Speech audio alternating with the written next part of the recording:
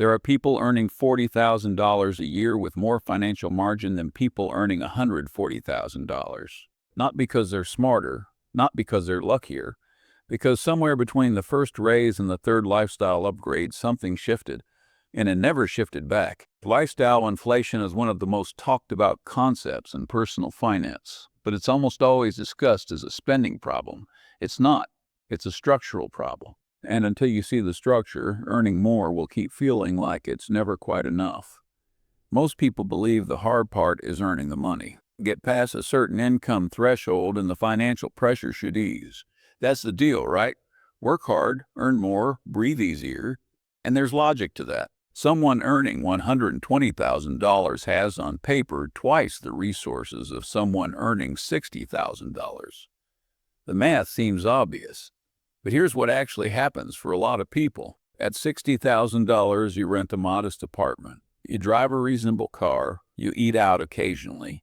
You save a little, maybe not as much as you'd like, but something. Then income climbs. Maybe it's $90,000, then $120,000, maybe higher. And almost in lockstep, the apartment becomes a larger apartment or a mortgage. The car gets replaced. Dining out becomes a habit rather than a treat. Subscriptions multiply. Vacations get longer. The kids go to a better school. Insurance premiums rise because there's more to cover. None of these decisions feel extravagant in the moment. Each one feels earned, reasonable, even modest compared to peers at the same income level. But collectively, they consume nearly everything that raise was supposed to provide. Let's walk through this simply. Take someone earning $60,000 a year in a developed economy. After taxes, and figures vary depending on country, filing status, and local obligations, they might take home somewhere around $45,000 to $48,000. If their annual expenses run about $42,000, they have a margin of roughly $5,000 a year. Thin, but present. Now that same person gets a significant raise. They're earning $110,000. After taxes, they might bring home around $75,000 to $82,000, depending on jurisdiction. Here's where the trap activates. They move to a better neighborhood. Housing costs increase by $800 a month. That's $9,600 a year. They finance a newer car. At $400 a month, that's another $4,800. They upgrade insurance, wardrobe, food, travel. These things alone can quietly absorb $8,000 to $12,000 more per year without a single purchase feeling irresponsible. Added up, their expenses have climbed from $42,000 to somewhere near $70,000, possibly more. Their after-tax income went up by roughly $30,000 to $35,000. Their expenses went up by $28,000. The margin barely moved. They doubled their income. They did not double their financial position. In some cases, they worsened it, because the new lifestyle now requires that higher income just to sustain itself. This is the mechanism. Not reckless spending, not poor discipline, just a slow, rational feeling alignment of lifestyle to income that leaves almost no room for wealth to actually form. And the deeper problem? This pattern tends to repeat with every subsequent raise. Each new income level creates a new baseline, a new normal, and that normal has costs attached, costs that harden quickly into obligations. A mortgage isn't easy to reverse. A school choice isn't easy to undo.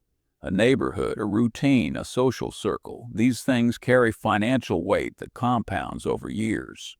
Generally speaking, in many developed economies, a significant share of households earning well into six figures report having less than a few months of expenses in liquid savings. That statistic surprises people. It shouldn't. The structure explains it perfectly. This is where it goes deeper than numbers. Lifestyle inflation isn't just financial. It's psychological. It's tied to identity. When you earn more, the world around you adjusts its expectations. Your colleagues, your neighbors, your family. Everyone recalibrates what normal looks like for someone at your level. And you internalize that, not consciously, not deliberately, but steadily. There's a concept worth understanding here, the difference between absolute wealth and relative positioning. Absolute wealth is what you actually own. Net assets, financial margin, things that exist independent of your income. Relative positioning is where you sit compared to the people around you. And for most hirers, relative positioning is what drives spending. Not need, not greed, but context. You don't upgrade the car because you need it. You upgrade it because the gap between what you drive and what your environment expects becomes uncomfortable. That discomfort is real, and it's expensive.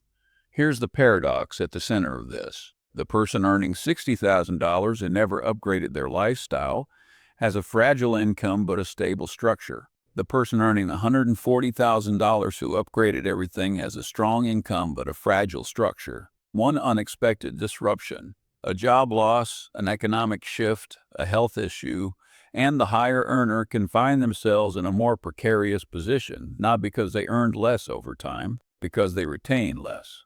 Income creates the illusion of security, but security doesn't come from what flows through your accounts.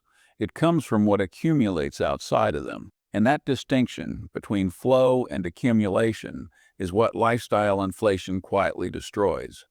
So what's the alternative? It's not austerity.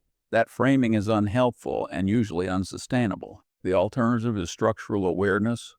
It means recognizing that every raise presents a decision point, not just about what to buy, but about what kind of financial architecture you're building. Are you expanding your obligations or expanding your margin?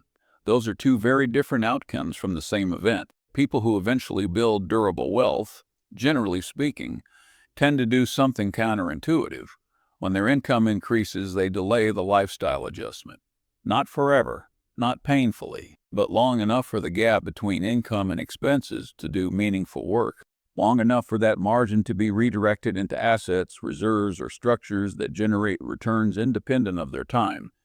The principle is simple. Let income rise. Let lifestyle rise slower. Protect the gap.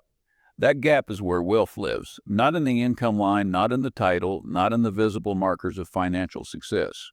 In the quiet, unimpressive margin between what you earn and what your life demands. In countries like the US, UK, Canada, and Australia, the pressure to close that gap immediately is enormous. Housing markets, social expectations, the sheer cost of raising a family at a professional class level. These forces are real. This isn't about ignoring them. It's about understanding that they will absorb every dollar you let them absorb. The structure doesn't self-regulate. You have to. Earning six figures was supposed to be the answer. For a lot of people, it became the beginning of a different kind of problem, one that's harder to see because it's wrapped in comfort. The lifestyle inflation trap isn't dramatic. It doesn't announce itself. It just quietly converts income into obligation year after year until the person earning 3 times what they used to still feels like they're barely ahead. The fix isn't earning more. It's keeping the distance between what you make and what you need and defending that distance like it matters, because structurally, it's the only thing that does. If this framing resonated, there's more to explore on this channel. We break down the structures behind wealth, not the shortcuts, not the slogans, just the architecture most people never stop long enough to examine.